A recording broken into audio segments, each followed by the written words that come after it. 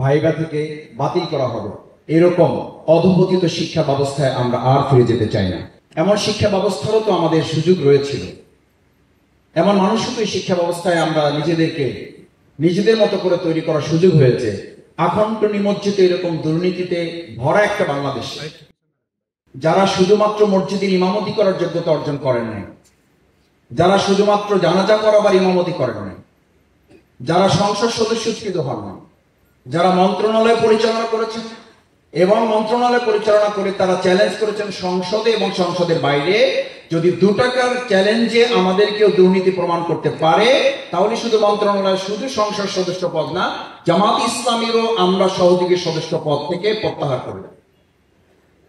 আমরা সেই রকম শিক্ষা ব্যবস্থা চাই যারা এরকম দুর্নীতির মধ্যে থেকেও এই চ্যালেঞ্জ দিয়ে বাংলাদেশকে একটা দুর্নীতি মুক্ত বাংলাদেশ গঠন করার, সংসদ সদস্য শুধু নয়, মন্ত্রণালয় শুধু নয়, রাষ্ট্র পরিচালনার পাশাপাশি আমাদের বাইতুল মুকাররমে মসজিদের ইমামতি করার যোগ্যতা একই সাথে তারা অর্জন করতে পারবে। কেন পারছে না? হচ্ছে না এই জন্য যে আমাদের শিক্ষা ব্যবস্থায় আমরা খুব এগিয়ে যাচ্ছি বলা হচ্ছে, কিন্তু কোথায় এগোতে পারছি না। এগোতে পারছি না তো এই জন্য যে আমাদের বলাই হয়েছে ক্যারেক্টার এবং কেরিয়ার দুটোকে মিলে যদি সমন্বয় না করা যায়, career without character is more dangerous then a lion. আপনি যত বেশি শিক্ষিত হবেন তার সাথে সাথে যদি মূল্যবোধ এবং নৈতিকতার সমন্বয় না হয়, তাহলে ওই শিক্ষিত লোকটা কি বলা হয়, is more dangerous then a lion. ওটা একটা উন্মত্ত সিংহের চেয়েও ভয়ানক।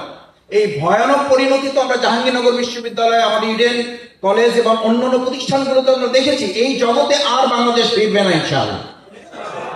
আমরা সেই জগতে ফিরে যেতে চাই যেই ঢাকা বিশ্ববিদ্যালয়ে ইকরা লেখা ছিল। সেই ইকরা কেন প্রত্যাহার করা হয়েছে? অবিলম্বে ইকরা যুক্ত করতে হবে। ফজলুল হক মুসলিম হল থেকে কোন কারণে মুসলিম শব্দ বাদ দেওয়া হয়েছে, আজকের বাংলাদেশের এই জনগণের কাছে তার জবাব দিতে হবে এবং মুসলিম শব্দ যোগ করতে হবে।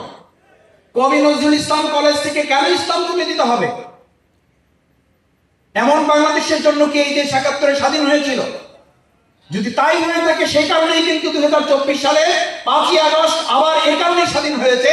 নজরুলের সাথে ইসলাম যুক্ত হবে, ঢাকা বিশ্ববিদ্যালয়ের মনোগ্রামে ইকরা যুক্ত হবে, ফজলুল হক মুসলিম যুক্ত হবে এবং এদেশের ছাত্র জনগণ রব্বি জিদনি এলিমা এই কথা বলে শিক্ষার জগৎকে সামনের দিকে এগিয়ে নিয়ে যাবে।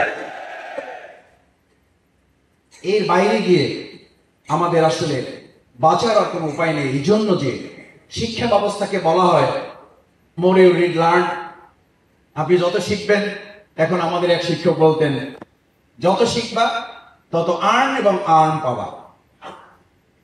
যার কারণে আজকে যে শিক্ষা ব্যবস্থা 15.5 বছরে পেয়েছি, এতে আমরা যত না মানুষ পেয়েছি তার চেয়ে হেলমেট এবং হাতির বাহিনী বেশি পেয়েছি।